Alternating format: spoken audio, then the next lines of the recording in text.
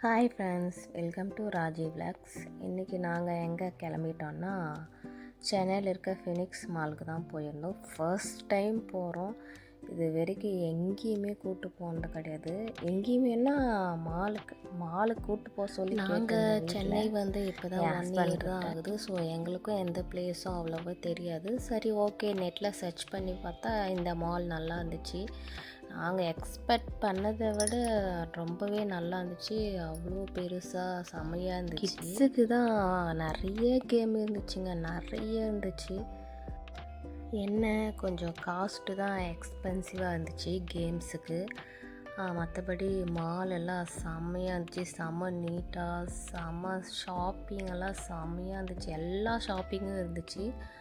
நாங்கள் 1 டே ஃபுல்லாக இருந்தாலும் பத்தாது, அவ்வளோ சூப்பராக இருந்துச்சு. ஃபுல்லாக ஏசி தான், எல்லாமே அங்கேயே இருந்துடலாம் போல் இருக்கும், அப்படி இருந்துச்சு. நாங்கள் ஃபஸ்ட் டைமு வெளியே பார்க்கும்போது கொஞ்சம் ஸ்மாலாக தான் இருந்துச்சு. சரி, ஓகே, அவ்வளோ பெருசாக இருக்காதுன்னு நினச்சி உள்ளே போனால் 4 ஃப்ளோர் 5 ஃப்ளோர் இருக்குது. அப்படி அவ்வளோ பெருசாக அப்படி இருந்துச்சு. ஃபஸ்ட் டைம் நாங்கள் இவ்வளோ பெரிய மாலுக்கு போனது.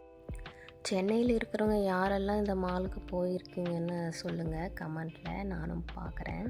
நாங்கள் ஒரு மார்னிங் ஒரு 11 o'clock அப்படி மாலுக்கு ரீச் ஆனோம்.